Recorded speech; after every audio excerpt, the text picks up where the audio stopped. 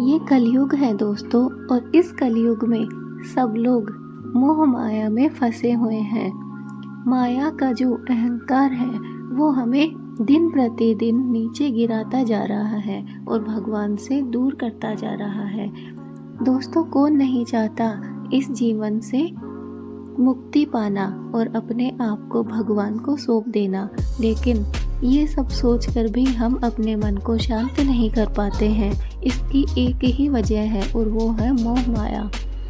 दोस्तों, माया का अहंकार हमें सभी को रहता है, चाहे कोई कैसा भी प्राणी हो, उसके जीवन में एक बार मोह माया का अहंकार आए बिना नहीं रहता है। दोस्तों, कहीं ना कहीं हम इस जीवन से परेशान हो चुके होते हैं और इस जीवन से भागने के उपाय ढूंढते हैं, लेकिन यह जीवन हमें बहुत ही मुश्किल से मिलता है। सैकड़ों योनि पार करने के बाद हमें मनुष्य का जीवन प्राप्त होता है। इसलिए हमें कभी भी इस जीवन से भागने की सोचनी भी नहीं चाहिए। हमें इस जीवन में नारायण को प्राप्त करने के उपायों के बारे में सोचना चाहिए कि हम अपने जीवन को कैसे सफल बना सकते हैं।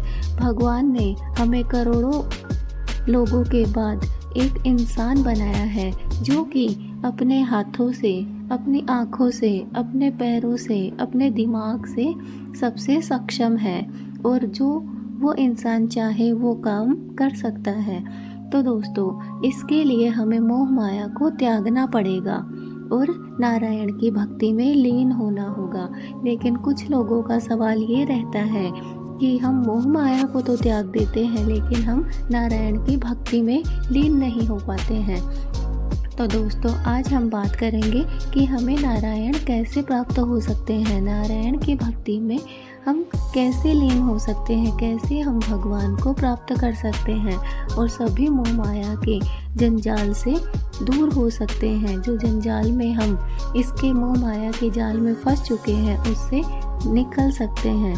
तो दोस्तों, नारायण को प्राप्त करने के लिए बहुत सारे उपाय हैं जो कि भक्ति, कर्म और ज्ञान के मार्ग पर आधारित हैं। तो दोस्तों, पहला मार्ग है भक्ति मार्ग। नियमित पूजा और अर्चना, भगवान विष्णु और उनके अवतारों की नियमित रूप से पूजा करनी चाहिए। इसमें मंत्र जाप कर सकते हैं, आरती कर सकते हैं, भजन और कीर्तन भी कर सकते हैं। दोस्तों, भागवत कथा का श्रवण और पाठ करना चाहिए।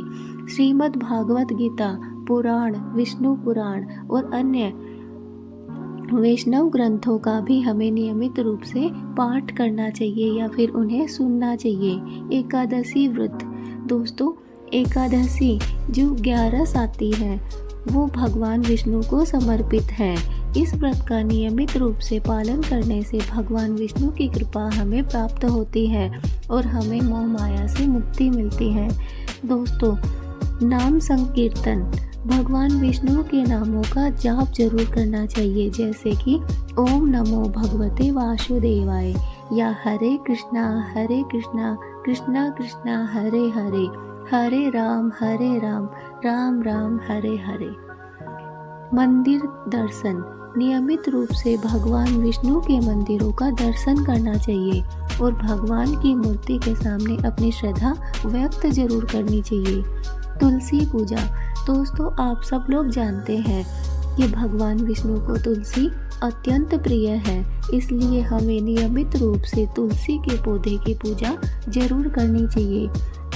दोस्तों, 2 नंबर पे आता है कर्म मार्ग।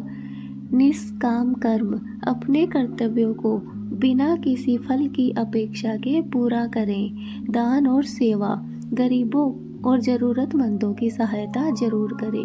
दोस्तों, इस दुनिया में सबसे बढ़ के आगे कुछ है तो वो है दान और सेवा। अगर गरीबों की सेवा और गरीबों को दान पुण्य किया जाए तो ये जीवन सफल हो जाता है। बिना भक्ति भाव के भी हमारा जीवन सफल हो सकता है। सिर्फ दान और सेवा ही एक ऐसा उपाय है जो सर्वोत्तम है। सत्य और धर्म का पालन करना, दोस्तों, हमें हमारे जीवन में हमेशा सत्य बोलना चाहिए और धर्म के रास्ते पर चलना चाहिए। अहिंसा, किसी भी जीव को हानि न पहुंचाए।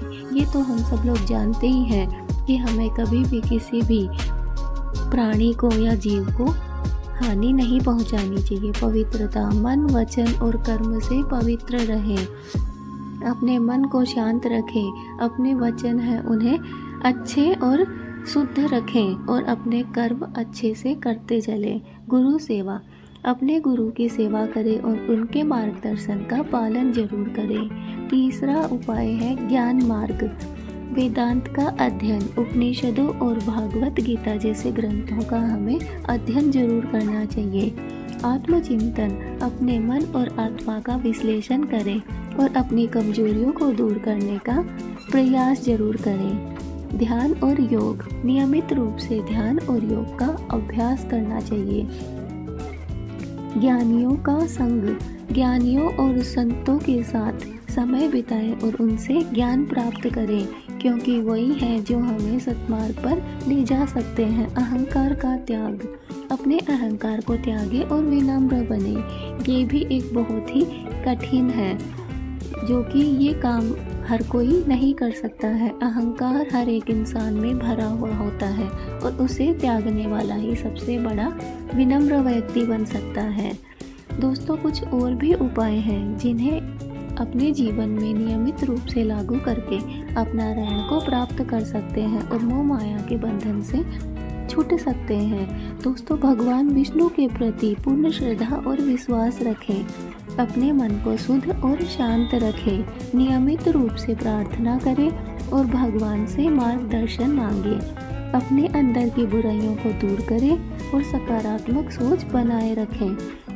दोस्तों, यह याद रखना महत्वपूर्ण है कि भगवान नारायण को प्राप्त करने का सबसे महत्वपूर्ण उपाय है शुद्ध हृदय और सच्ची भक्ति। हाँ दोस्तों, हमारा अगर हृदय शुद्ध है, साफ है, उसमें कोई छल कपट नहीं है, तो भगवान हमें बहुत ही जल्द प्राप्त हो जाएंगे। और हमारी जो भक्ति है वो सच्चे दिल से की गई है, उसमें कोई छल कपट नहीं है, उसमें किसी की भलाई बुराई नहीं छिपी हुई है, तो हमें भगवान नारायण बहुत ही जल्द मिल सकते हैं।